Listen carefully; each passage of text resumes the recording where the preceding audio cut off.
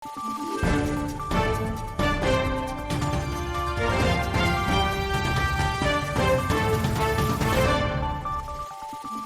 araw, Pilipinas! Ito ang Valiente News hatid sa inyo ng Office of the Vice President.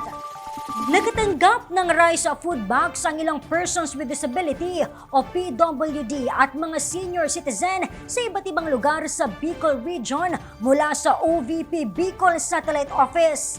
Ang karagdagang detalye, alamin natin sa ulat ni Jera Gomez. Namahagi ng rice food box kamakailan ang OVP Bicol Satellite Office sa 52 na mga individual sa lungsod ng Legazpi. Naging prioridad nito ang mga kababayan nating may kapansanan. Ang aktibidad ay bahagi ng Relief for Indigents and Individuals in Crisis and Emergency Program na isa sa maraming inisyatiba ng tanggapan ng pangalawang Pangulo.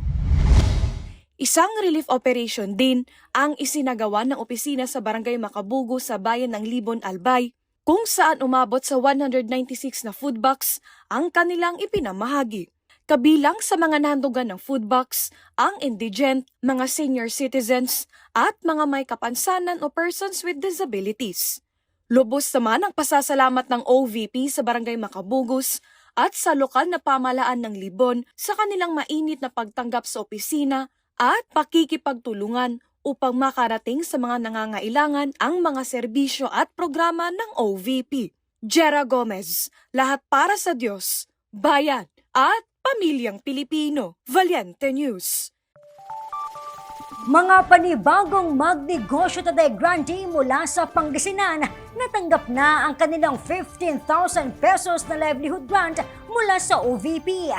Yan at marami pang mga balita ang dapat abangan dito lamang sa Valiente News. Ako si Claudette Loreto para sa makabuluhan, naninindigan at matapang na mga ulat at impormasyon. Maraming salamat!